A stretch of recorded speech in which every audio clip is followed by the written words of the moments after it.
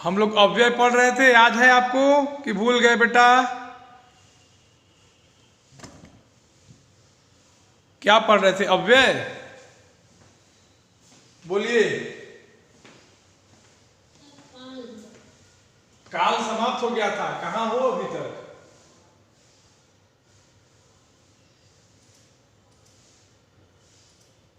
काल समाप्त हो गया था। ओके, हम लोगों ने क्रिया विशेषण पढ़ लिया था अव्यय में, और अब हमको पढ़ना है संबंध बोधक। याद रखिएगा, क्या पढ़ना है? संबंध बोधक। संबंध बोधक का क्या मतलब होगा कि जो हमें संबंधों की जानकारी दे। संबंधों की जानकारी कैसे देगा? वाक्य में जुड़कर देगा, वाक्य के बीच संबंध स्थापित करेगा। बोलो, बात समझ में आ रही है? बोलो। देखो, अगर हम लिखे कि विद्यालय के पीछे खेल का मैदान है, ध्यान से देखो, विद्यालय के पीछे खेल का मैदान है। ध्यान से समझना, विद्यालय के पीछे खेल का मैदान है। ठीक है, अब इस वाक्य को ध्यान से देखो बच्चा, जो लिखा है ब्लैक बोर्ड पे दिखाई दे रहा है? बोलिए। अब देखो, इसमें एक शब्द लिखा है के पीछे, ध्यान दो, इसमें एक शब्द लिखा है के पीछे, ध्यान दे रहे हो? ये जो के पीछे शब्द है, इस शब्द का संबंध इससे करा रहा है कि विद्यालय के पीछे खेल का मैदान है। मानिए जो मैदान है और ये जो विद्यालय है, दो अलग अलग चीजें हैं, तो इनका संबंध कौन करा रहा है? ये के पीछे जो शब्द है वो करा रहे हैं। बोलिए, बात समझ में आ रही है?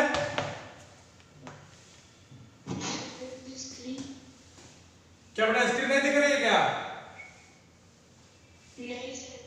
स्क्रीन नहीं दिख रही है? How it can be? दिख रही है। अच्छा, चलो फिर। अब देखो, विद्यालय के पीछे खेल का मैदान है, जो मैंने लिखा, तो इसमें विद्यालय और मैदान दो शब्द हैं, और इन दो शब्दों के बीच में संबंध कौन स्थापित कर रहा है? ये जो हमारा शब्द है के पीछे, ध्यान से देखो, ये जो के पीछे हमारा शब्द है, ये इन दो शब्दों के पीछे क्या कर रहा है? संबंध को बता रहा है कि विद्यालय के पीछे क्या है? खेल का मैदान है। बोलिए, क्लियर हो गई बात यहां तक?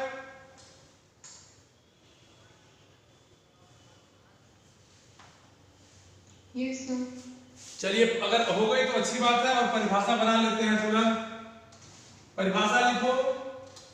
क्या लिखोगे? कि वे अविकारी शब्द जो, लिखो यहां से लिखो, वे अविकारी शब्द, वे अविकारी शब्द जो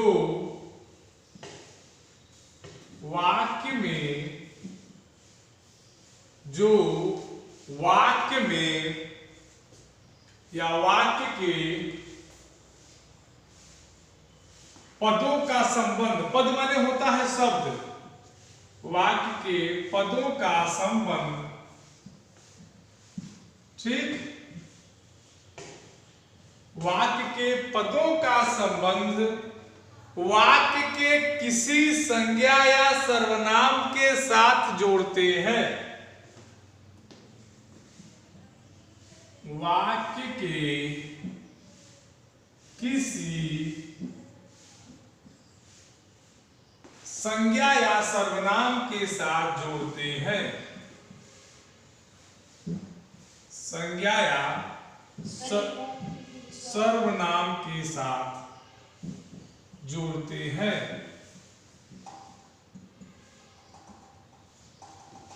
इसमें एक शब्द आया है पद, इसको ध्यान से देखो, स्क्रीनशॉट ले लो, लिखते रहो।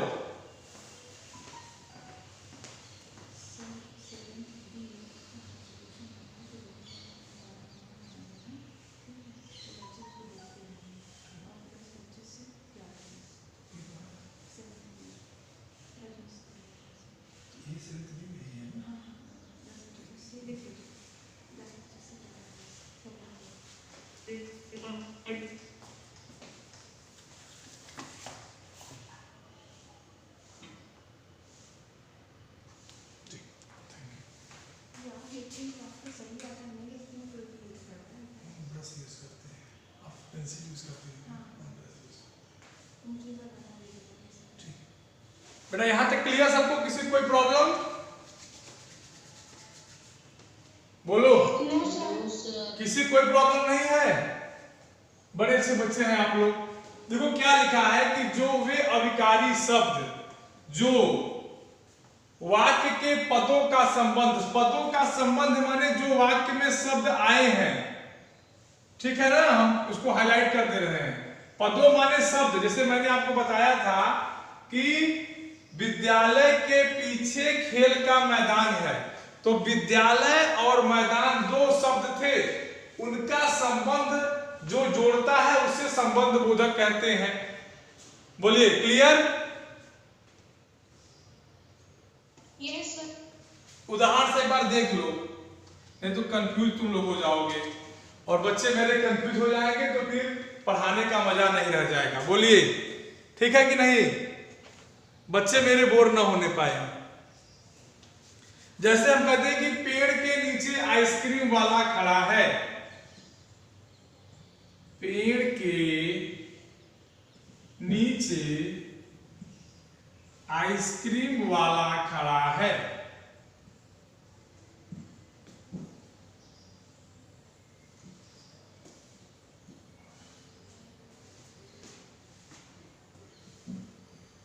बेटा वाक्य देख रहे हो?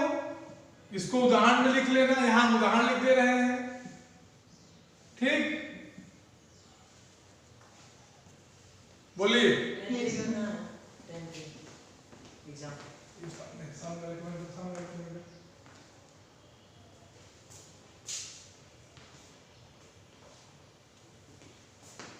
अब देखो इसमें क्या कह रहे हैं कि पेड़ के नीचे आइसक्रीम वाला, पेड़ के नीचे, ये जो के नीचे हमारा शब्द है बेटा, ये जो हमारा शब्द देख रहे हो के नीचे जो लिखा हुआ है, समझ रहे हैं? बोलिए। ये क्या कर रहा है कि पेड़ के नीचे पेड़ और आइसक्रीम वाले का संबंध जोड़ रहा है। तो यही हमारा क्या होगा, ये जो हमारा के नीचे है, ध्यान देना, ये हमारा कैसा व्यय होगा? संबंध बोधक। इसी तरह से होगा के ऊपर, ठीक है, या अन्य भी आगे पीछे सब क्या होंगे? संबंध बोधक अव्यय होंगे। बोलो क्लियर? Yes sir. किसी को कोई डाउट? बोलो। No sir. कहीं भी कोई डाउट हो तो बेटा बता दो। No sir. अगला जो हमारा टॉपिक है, ध्यान से समझना, वो है संबंध बोधक और क्रिया विशेषण में अंतर। तो समझ लो कैसे होगा। एक तरफ लिख, ऐसे लाइन खींच देना, इधर लिख देना संबंध बोधक, ठीक? क्या लिख दोगे? संबंध बोधक। ध्यान से समझना, एक एक चीज समझना। और इधर आप लिख देंगे क्या? क्रिया विशेषण। क्या लिखेंगे? क्रिया विशेषण, ठीक? सबको दिख रहा है? Yes sir. हाँ। अब देखो ध्यान से, संबंध बोधक क्या करेगा कि वाक्य में पदों का संबंध बताएगा। वाक्य में क्या करेगा? पदों का संबंध बताएगा। किससे बताएगा? संज्ञा या सर्वनाम से। समझाने के लिए लिख दे रहे हैं, संबंध संज्ञा या सर्वनाम से बताएगा।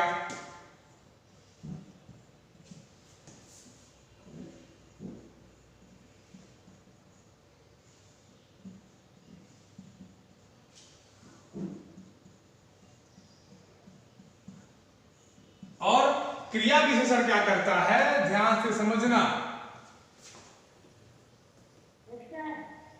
क्रिया की विशेषता बताएगा। किसकी विशेषता बताएगा बेटा? क्रिया की विशेषता। हाँ वेरी गुड, क्रिया की विशेषता बताएगा। जैसे घोड़ा बहुत तेज दौड़ता है। देखो ध्यान से लिख दें कि घोड़ा बहुत तेज दौड़ता है, तो ये क्या होगा, क्रिया विशेषण होगा कि नहीं होगा? क्योंकि दौड़ना क्या है, क्रिया है, और इस क्रिया की विशेषता क्या है कि बहुत तेज दौड़ रहा है। कौन दौड़ रहा है, बोलो, कौन दौड़ रहा है? हाँ, तो अब अंतर कर ले जाएंगे संबंध बोधक और क्रिया विशेषण में। किसी को कोई दिक्कत, किसी को कोई दिक्कत? हाँ, आपके किताब में भी उदाहरण दिए गए हैं, उसको आप लोग कर लीजिएगा। ओके, हाँ, अगला है बेटा समुच्चय बोधक। समुच्चय माने होता है मिला देना, ठीक? हाँ, अगला हम लिखते हैं, वो हमारा क्या है, समुच्चय बोधक है। ध्यान से समझना।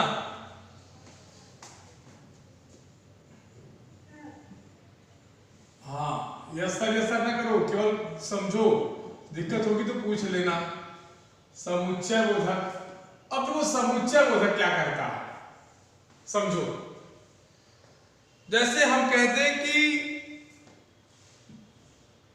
चाचा और चाची शादी में गए। ध्यान से देखो, चाची और चाचा आपकी किताब में दिया हुआ है, शादी में गए। इसको एक नंबर उदाहरण मान लो, ठीक? दूसरा हम देख लेते हैं। दूसरा क्या है, खूब मेहनत करो ताकि सफल हो जाओ, ठीक? दूसरा लिख देते हैं, खूब मेहनत करो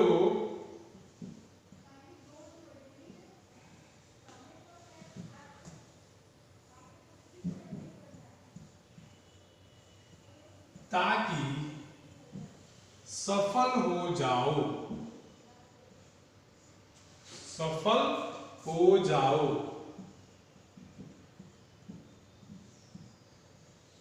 दिखाई दे रहा है जो दोनों वाक्य मैंने लिखा है?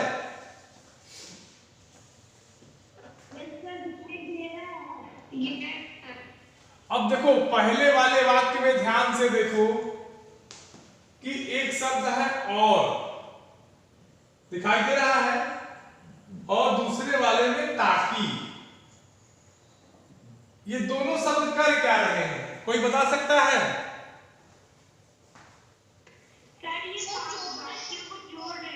हाँ, वेरी गुड, वेरी गुड।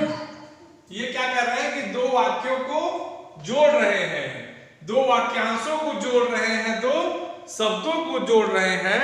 तो परिभाषा तुरंत लिख लो कि जो शब्द, लिखो, जो शब्द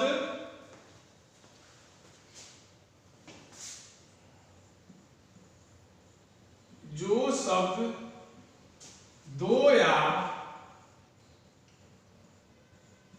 दो से अधिक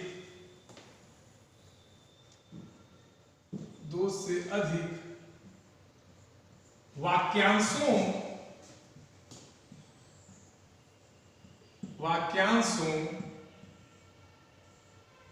शब्दों या वाक्यों को जोड़ते या मिलाते हैं, या वाक्यों को जोड़ते या मिलाते हैं, जोड़ते या मिलाते हैं,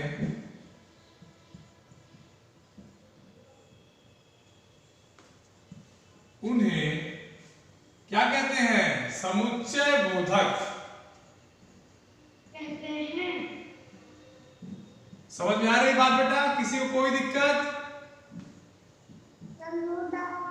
यस बेटा, वेरी गुड। समुच्चय बोधक कहते हैं। अच्छे अच्छे प्यारे प्यारे बच्चे हैं, इनको दिक्कत नहीं होनी चाहिए। क्यों? Am I right? Yes, sir. Yes, sir. सबको समझ में आ रहा है? अब देखिए इसको पढ़ो और समझो, जहां दिक्कत हो बताओ।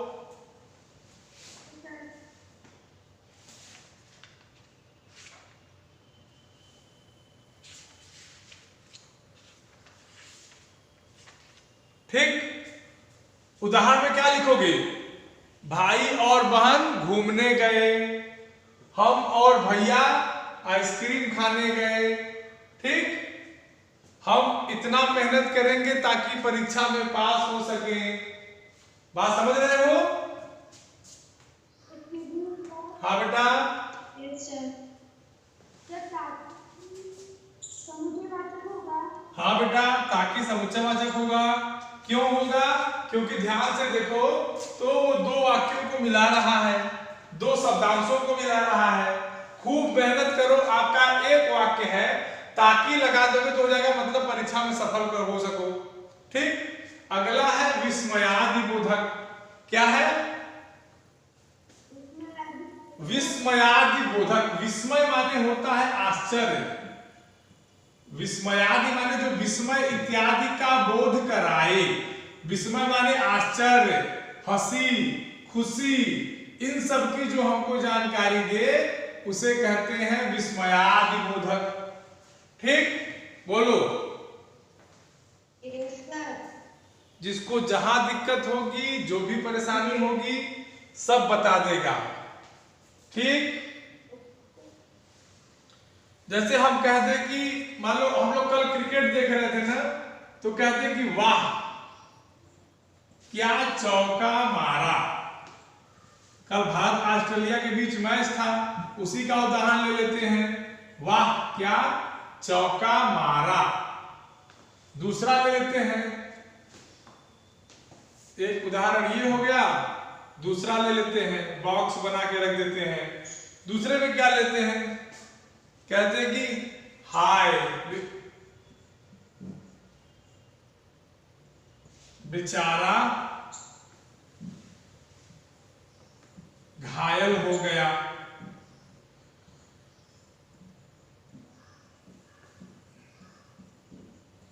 ठीक, बोलिए। एक आंख और ले लेते हैं, एक और ले लेते हैं। एक और में क्या लिखे? आहा कितना सुंदर पार्क है। आहा कितना सुंदर पार्क है। ठीक,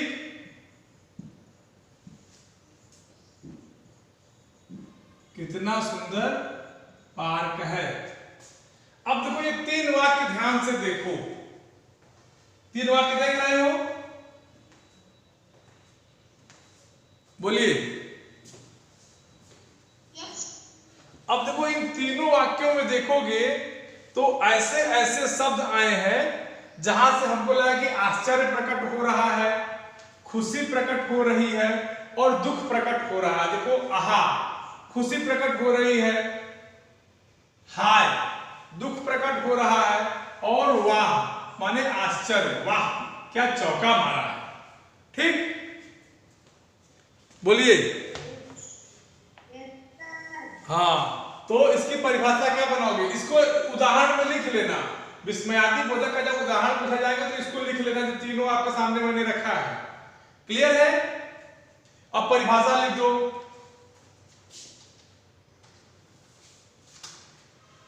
बच्चों हमारी परिभाषा लिखेंगे, क्या लिखेंगे? जो शब्द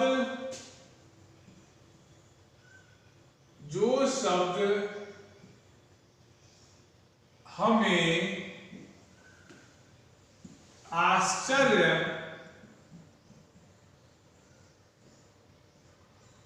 क्या लिखा है? जो शब्द हमें आश्चर्य, हर्ष माने होता है खुशी, हर्ष, शोक, ठीक, घृणा, भय आदि के भावों को प्रकट करते हैं।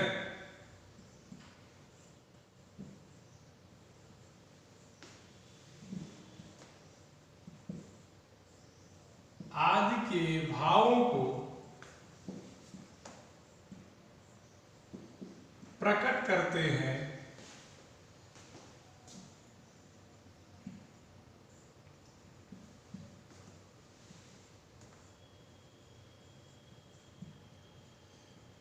उसे विस्मयादि बोधक कहते हैं।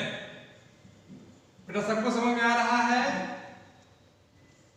बच्चा लोग बताइए, जिसको जहां ना समझ में आए बता देगा।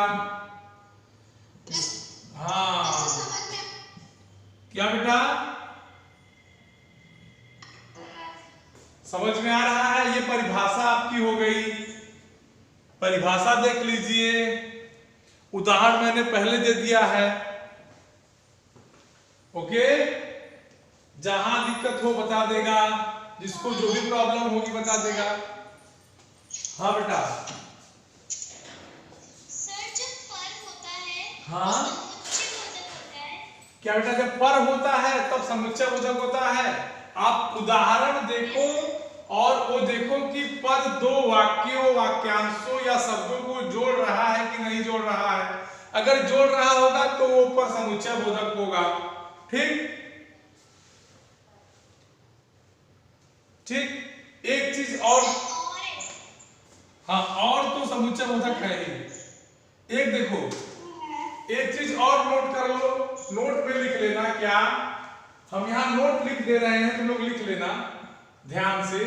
क्या लिखोगे कि जो विस्मयादि बोधक शब्द होते हैं, विस्मयादि बोधक जो शब्द होते हैं बेटा, बच्चा लोग, प्यारे प्यारे बच्चों, जो विस्मयादि बोधक शब्द होते हैं, जो विस्मयादि बोधक शब्द होते हैं, विस्मयादि बोधक शब्द वे होते हैं, या वे मत लिखो, होते हैं जो, यहां लिखो जो शब्द होते हैं, वे अविकारी होते हैं। वे क्या होते हैं? अविकारी। क्या होते हैं बेटा? वे अविकारी शब्द होते हैं। अविकारी माने जो कभी, जिनमें कभी विकार न हो। विकार माने क्या होता है? परिवर्तन। ठीक। अविकारी यहां हम लिख दे रहे हैं, तुम लोग कंफ्यूज मत होना। अविकारी का मतलब होता है जो बदलते नहीं, या जिनमें परिवर्तन न हो। जिनमें क्या हो? परिवर्तन न हो। हाँ, जिनमें परिवर्तन न हो या जो बदले नहीं। ठीक, ये नोट में मैंने लिख दिया है, तुम लोग कंफ्यूज मत होना। ठीक है, ये तुम लोगों के लिए मैंने नोट में लिख दिया है, ध्यान से देख लेना। जहां दिक्कत होगी बता देना, जिसको भी दिक्कत होगी बता देगा। अविकारी माने आपको मैंने बताया था ना, विकार माने परिवर्तन, अविकार माने जिसमें परिवर्तन न हो। बोलिए ठीक। हाँ, उदाहरण मैंने आपको दे दिया था शुरू में, और इसके 3-4 भेद किताब में दिए हुए हैं आपके, वो मैंने आपको बता दिए हैं उदाहरण के माध्यम से। जैसे आहा, वाह। ठीक, ये सब किस प्रकार के होंगे हमें ये देखना है। जैसे हर्ष सूचक क्या है? हर्ष माने खुशी, जो हमें खुशी की सूचना दे, वैसा विस्मयादि बोधक शब्द क्या होगा? वाह, आहा, ठीक, शाबाश। ये सब क्या होंगे? हर्ष सूचक होंगे। दूसरा क्या है? मजाक। हाँ, शोक सूचक। शोक माने क्या होता है? दुखद। शोक, हाँ, शोक सूचक में क्या होगा? हाय। जैसे क्या लिखोगे? हाय। हाँ, एक चीज और ध्यान देना, विस्मयादि बोधक का चिन्ह ऐसे लगाया जाता है, ऐसे एक खड़ी पाई उसके नीचे बिंदी, जैसे हाय के बाद ऐसे लिखोगे। ठीक, और जो चीजें हैं उसको देख लेना किताब में से अपने। इसके बाद है आश्चर्य सूचक, घृणा सूचक, लिख दे रहे हैं, तुम लोग कंफ्यूज मत होना, लेकिन पढ़ लेना किताब से। आश्चर्य सूचक, घृणा सूचक, घृणा माने हाँ, और यहाँ लिख देना एक और है स्वीकृति सूचक, जिसको देखकर आप स्वीकृति प्रदान करें, जो आपको स्वीकृति की सूचना देती हो। ठीक, इसको पढ़ लेना, जहां दिक्कत होगी पूछ लेना। अब बोलो किसी कोई प्रॉब्लम इस चैप्टर में तो बता दो। हाँ, जिसको जहां दिक्कत हो बता दे बेटा। जो भी प्रॉब्लम, जो भी दिक्कत, जो भी समस्या हो सब बता दो। स्क्रीन बोर्ड तो बेटा विजिबल है, आप में पता नहीं कैसे विजिबल नहीं है, आप देख नहीं पा रहे हैं क्या?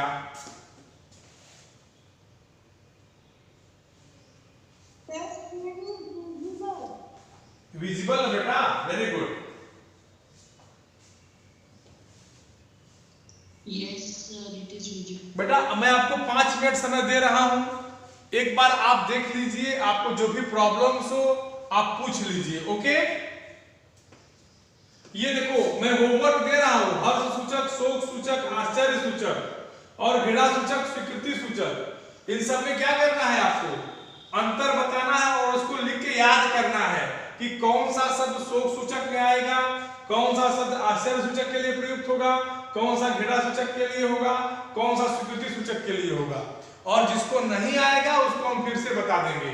ठीक है, और खूब बढ़िया से अपने हाँ सूचक एक बार फिर से बता दीजिए। कौन सा बेटा, कौन सा? सर स्वीकृति सूचक। बेटा स्वीकृति सूचक माने अगर आपके टीचर ने आपसे कहा कि कल कॉपी लेके आना, तो आपने कह दिया जी हाँ सर, ये जो जी हाँ शब्द आपने कहा ये स्वीकृति है, मतलब कि जी हाँ सर हम लेकर आएंगे। जब इस तरह से आप बोलोगे तो ये स्वीकृति सूचक होगा। बोलिए, कोई दिक्कत? No sir. आप समझ गए? जी हाँ, यस सर जो बोलते हैं स्वीकृति सूचक है। ठीक, ये जो ठीक हम बोलते हैं ये भी स्वीकृति सूचक है, ये भी क्या है? स्वीकृति सूचक। ठीक,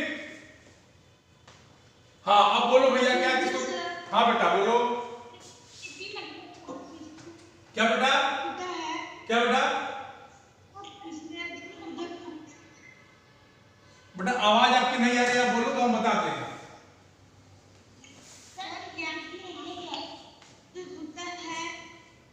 क्या बेटा आवाज नहीं क्लियर आ रही है? स्वीकृति मतलब क्या? स्वीकृति माने होता है सहमति, स्वीकृति माने सहमति या मानना। जैसे अगर आपसे हम कोई बात कहें और आप मान जाएं, या होता है मानना। जैसे हमने कहा कि कल तुम कॉपी लाओगे, तुमने कहा यस सर, तो इसी को स्वीकृति कहते हैं। ठीक है, इसी को सहमति कहते हैं, इसी को मानना कहते हैं। बोलो, समझ गए? हाँ, और अब जिसको प्रॉब्लम बता दे, जहां प्रॉब्लम हो, जो भी समस्या हो। हाँ